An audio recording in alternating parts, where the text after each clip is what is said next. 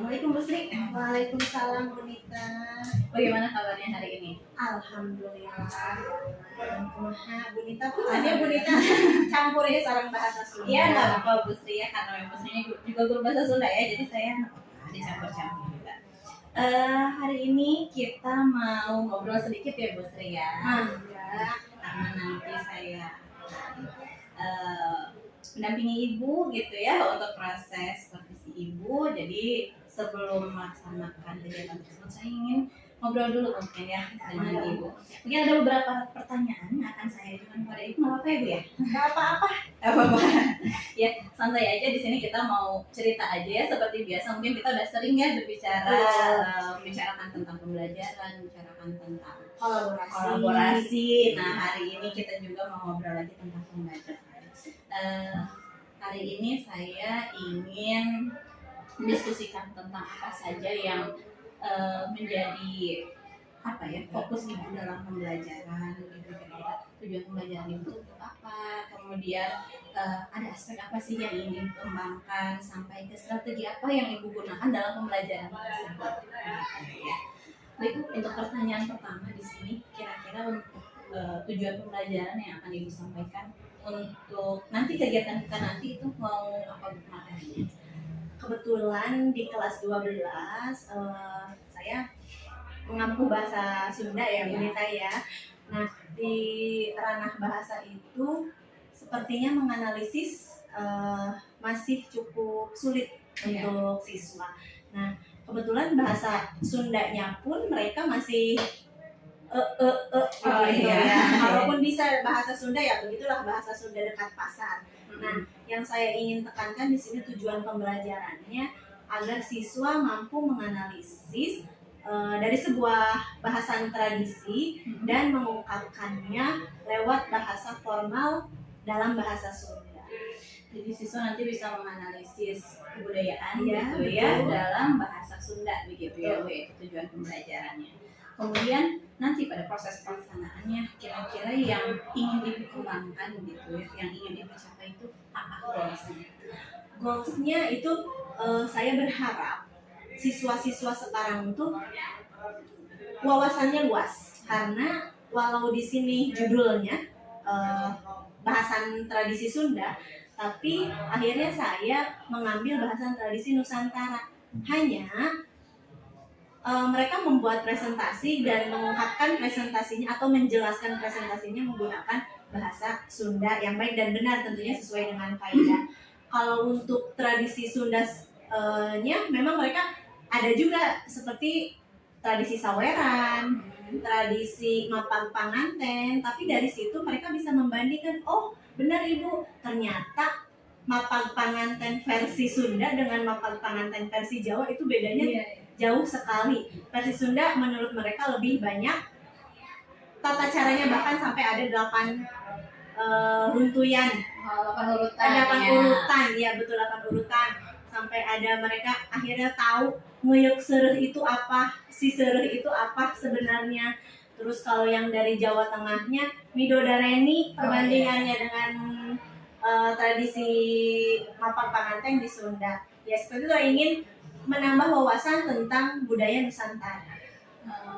Selain wawasannya, kemudian kalau dari aspek bahasa Sundanya juga mungkin Ibu ingin mengembangkan betul dari perbendaharaan katanya ya. Karena kosakata atau di bahasa Sunda lebih sering disebutkan dari kecap, itu sangat minim sekali. Bahkan ya bisa dilihat sendiri di perpustakaan kita pun bacaan dari bahasa Sunda gitu sangat jarang. Jadi mereka mau tidak mau harus belajar agar bisa mengungkapkan hasil analisis mereka menggunakan bahasa Sunda yang baik dan benar. Iya betul. Apalagi kita di sini tinggalnya di lingkungan Sunda ya Bu. Betul. Yang keluar bukan hanya bahasa-bahasa pasarnya, tapi bahasa yang formal, simkuring, sapara kanca. Nah itu mereka masih Bu, sapara kanca itu iya dan kawan-kawan. Kalau di bahasa Indonesia, ternyata punya akronim. Iya, di bahasa Sunda pun ada singkatannya SPK. Kalau di bahasa Indonesia kan NKK. Oh iya, ternyata kita punya kemiripan gitu karena kita satu rumpun ya Bu Sri ya. Iya luar biasa. Baik, kalau untuk penyampaiannya nanti kira-kira Bu Sri akan menggunakan model apa? Modelnya PBL ya, karena ada problem dulu Ya. dan mereka menganalisis dulu, oh ya ternyata budaya Nusantara itu begitu beragam dan mereka bisa bukan menghayal sih, suatu hari nanti mungkin mereka bisa mengelilingi Nusantara dan mereka punya bekal gitu. Ternyata di daerah Papua masih menggunakan tradisi adat kematian yang begitu ekstrim sampai sekarang masih dijalankan gitu, dengan mengungkapkan rasa sedihnya memotong jari boneka ada di Papua. Terus sampai ke daerah Banten yang masih percaya dengan berbagai macam mantra. Iya, itu tradisi-tradisi yang sampai sekarang masih dijalankan gitu. Nah, anak-anak SMA 1 alhamdulillah berpikirnya kritis. Sedikit mereka menyambungkan dengan agama. Iya, ada kebiasaan, tapi begitulah tradisi kita. Kalau disangkut pautkan dengan agama memang tidak mungkin bisa ya. Hanya tradisi ini bentuk dari budaya Indonesia, warisan budaya, dan mereka mengakui bahwa Indonesia ciri khasnya ya tradisi ini dengan segala keunikan dan kemistisannya mungkin ya. Jadi PBL ini menurut saya cukup pas atau cocok digunakan dalam materi bahasan tradisi Sunda, mengenai tradisi Sunda. Ya.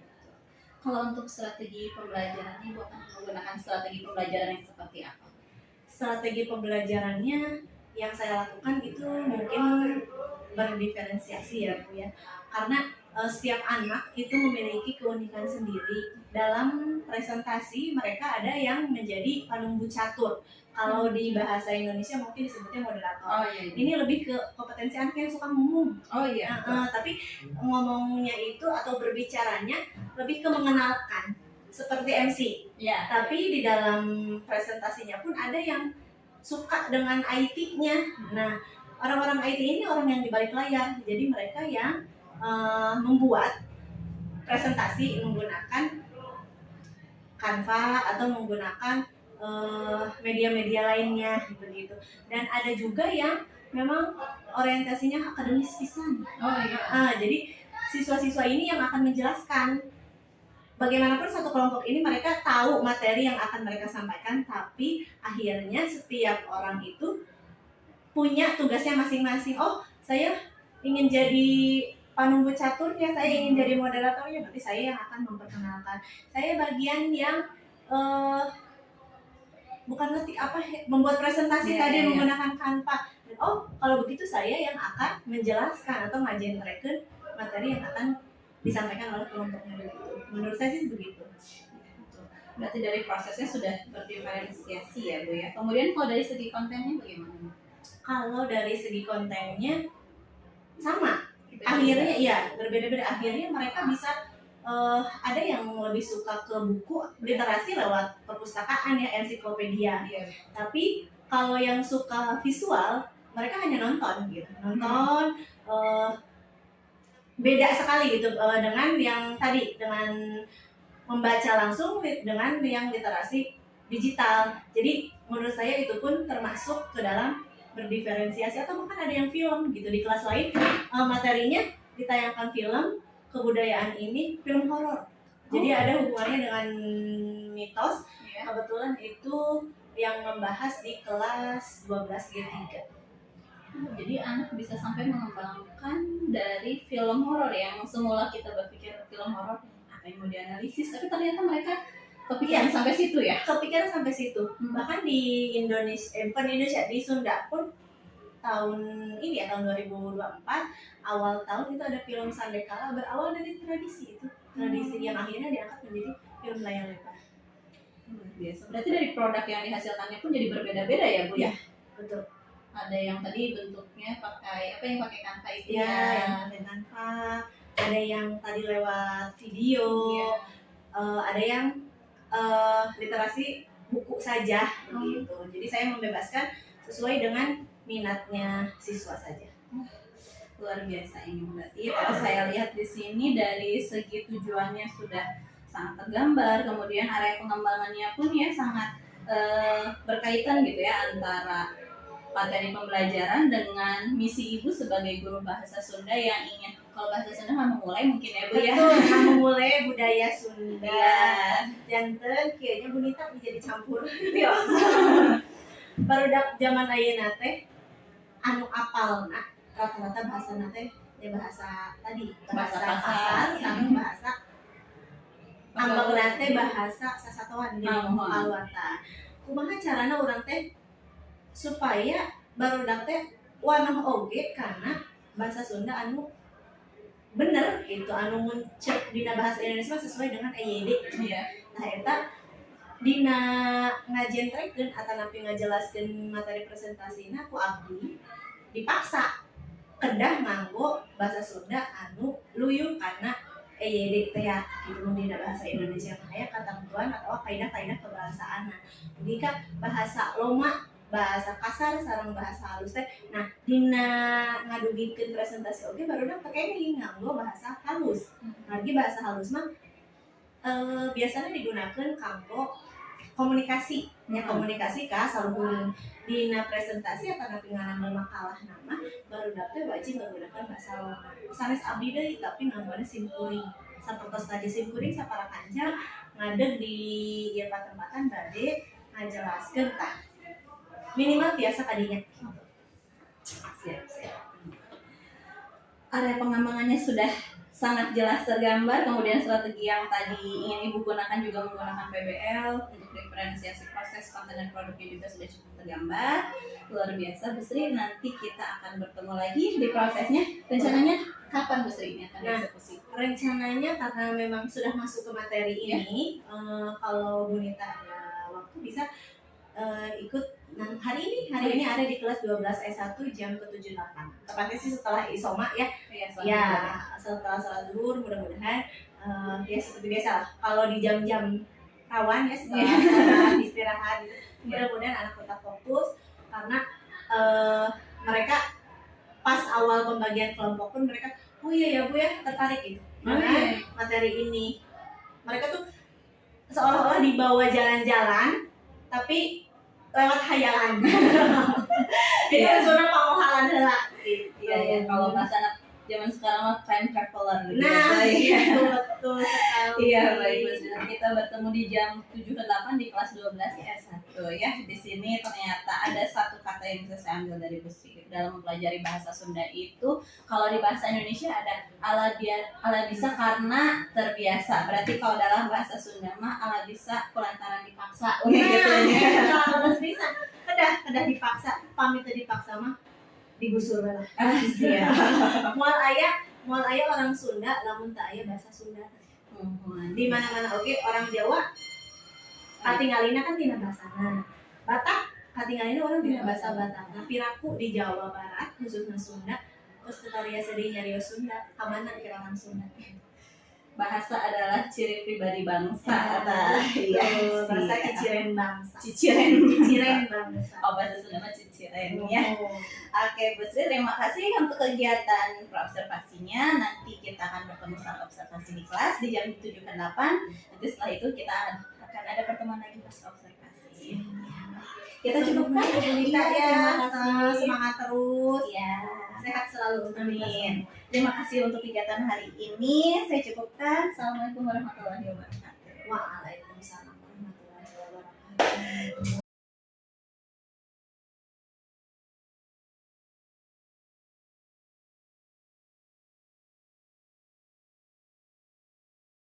Orang kawitan we ya. Assalamualaikum warahmatullahi wabarakatuh. Waalaikumsalam warahmatullahi wabarakatuh. Nah, alhamdulillah urang teh sareng deui dina pengajaran bahasa Sunda. Tah anu kelebet dinten ayeuna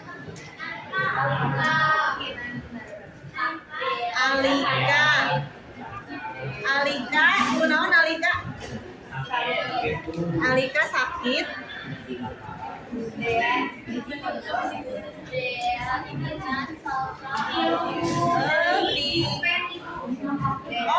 Anu osis mah dispen ya? Anu sakit sawe, nu teu dama. Alika, kita ku saurang Alika. buku sabarang tah urang ngajengkeun wae kana materi anu atos dibahas di buku kamari di bukan atos masihan pancen di minggu kamari yen minggu ayeuna bakal presentasi ngenaan budaya atau tradisi Sunda tapi kelas kan nyandangna bahasan atau budaya tradisi Nusantara mangga anu tos siap kan atau di skripnya saha anu bakal kapayun.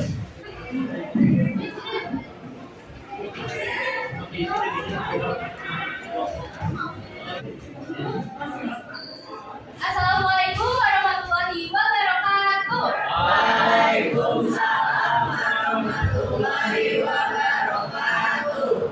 Sebelumnya, ibu yang berterima kasih atas rencana dan kehadiran. Tetangga dan Kalista selaku moderator kelompok guru. Video Abi pada mimpin presentasi anu berjudul bahasan tradisi Nusantara Kaben Bali. Nah, kelompok Abi teh diwangun ku Irgi, Gabriela, Yova, Jasmine, sareng aya paminggu acara nyaeta India. Kelompok Abi pada nepikeun materi ngeunaan tradisi Kaben di Bali. Nah, presentasi kalian teh dibagi jadi 3 sesi. Pertama aya penyampaian materi, sesi tanya jawab, sareng hantu. Tapi teh pasti aya sejarahnya sih. Sejarah kami relasi berasal dari ajaran minggu anu dipercaya yang sebenarnya di mana Tuhan suci di dalam bersuci jiwa. Praktek yoga yang dapat rasa hormat, saling kenyaman, keluarga, ikut hormat. Proses ngaben ngawen guru paling tua. Di antaranya melihat awal, melihat arca atau badai, serta ngadulu di tempat anu dilakukan. Sakit. Sika. Benar nih. Bukan cuma tadi. Sikut. Sekat. Sakit. Sekat. Sikut. Sikut. Sakit. Sekat. Sikut. Sakit. Sikat.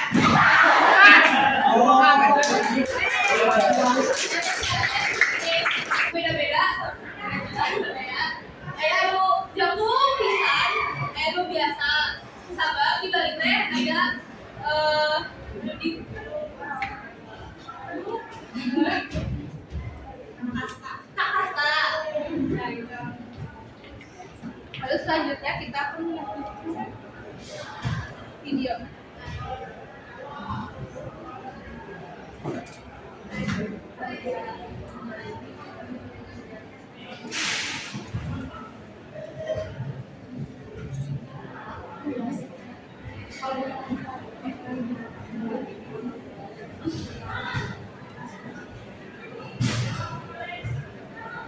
Ini diajar bahasa Sunda teh padahal orang-orang Sunda tapi ibu ningali memang kelompok memang aya nu di Batakna Dewi Yova jadi nuhun ka anu tos seberang anu di daerah Batak seberang terus ka ngagunakeun bahasa Sunda ibu mah mun saukur ngahaturkeun da moal aya orang Sunda lamun teu aya basana basa teh diciren tina bangsa kana Sunda aya bahasa Sunda, tanah Jawa aya bahasa Jawa. Oke, di Batak aya bahasa Batak. Jadi bahasa ibu teh jadi jati diri urang sadaya. Mangga kanggo Gewi, kanggo Yova cintai bahasa daerah masing-masing. Urang dari pokok bahasa asal. Tapi ingat pas keur dipayun sabisa mungkin urang teh inget deh handada kecap atawa kosakata anu di apal. Saya tuh bahasa Sunda. Lupa. Naon anu jadi banggaru atau naon anu jadi mata geumpeur pasti hareup ibu kalau kana materi heula kana kata bahasa heula. Karena biasa tah eta kunci bahasa mah ala bisa karena biasa tadi saur observer ibu bahasa Sunda mah lain ala bisa karena biasa, ala bisa karena dipaksa. Materina atau nuhun tradisi mah begitu unik. Jadi kakak saya oke mengenai kasar mana sih mengenang make undangan paling loba geningan duit karena kekayaan atau harta. Tapi ayah dina prosesi kekesalan di tradisi Papua mah itu mah sama-sama kekayaan ya, tapi turunan. Turunan di mana kan anu tradisi potong jari termasuk rambu Solo ayah anu pasti bahas oge eta mah sanes tina harta kekayaan tapi tina turunan saha anu meunang ngagunakeun si imam anu pangluhurna atau pernah di Toraja teh kan mayatna sarua diawetkeun tapi batuna anu nepikeun pamuncak eta kasana kasar kali tinggi turunan saha heula anu tetap make kasana kelompok gila nyandang kasada kasada teh suku Tengger di Jawa Timur anu nyandang tradisi Sunda Banten, provinsi Banten ya, Banten mah kesareng dari Sunda dan provinsinya beda nyalira termasuk dina bahasana bahasa orang Banten mah sampai api paling halus tapi dewan kami itu saya kurang kelompoknya naik dia Sumatera kan di kelas kita ya nyandang tradisi Sunda berarti kalian terus apa ya tradisi Sunda orang kumaha oke tradisi munggahan ya tradisi munggahan ya pernah munggahan teh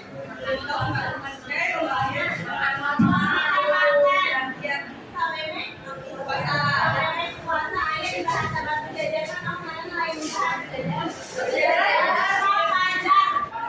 Sunda wae ayah sama barang Sunda ayah Sunda Kamalayu ayah Sunda Priangan Sunda Kamalayu mah Sunda Indonesia termasuk daerah Bogor cirina naon cirina make kata gue tapi pakai dua jelma tapi Bogor di sebelah Sunda Kamalayu Bekasi berangkat ke Jakarta namun Sunda Priangan mah di daerah Cianjur Bandung itu Ciamis semua sekali deh praktekan atau kelompokan seperti ini iya saya bahasa Mampuwe bahasa Sunda ini kan di pengajaran ibu yang mengenalkan atau melakukan tradisi yang terang mungkin pamana pamampu tidak sadaya menggunakan bahasa Sunda formal nalika presentasi ya ayeuna mah dipakeun kaluhan itu ayeuna minggu payun barang dilajenkeun presentasi di kelompok selanjutnya evaluasi minggu ayeuna mudah-mudahan di minggu payun tos biasa langsung saya dibaca di tengah utama di bahasa ya ibu yakin di nama terima tapi di nama bahasa kan akhirnya literasi itu lebih karena menyampaikan kesalahan di bahasa Indonesia bukan kalau menjadi kayak itu tanah perhatian kan ini akhir oke tetap saya atau dulu dia untuk dia saya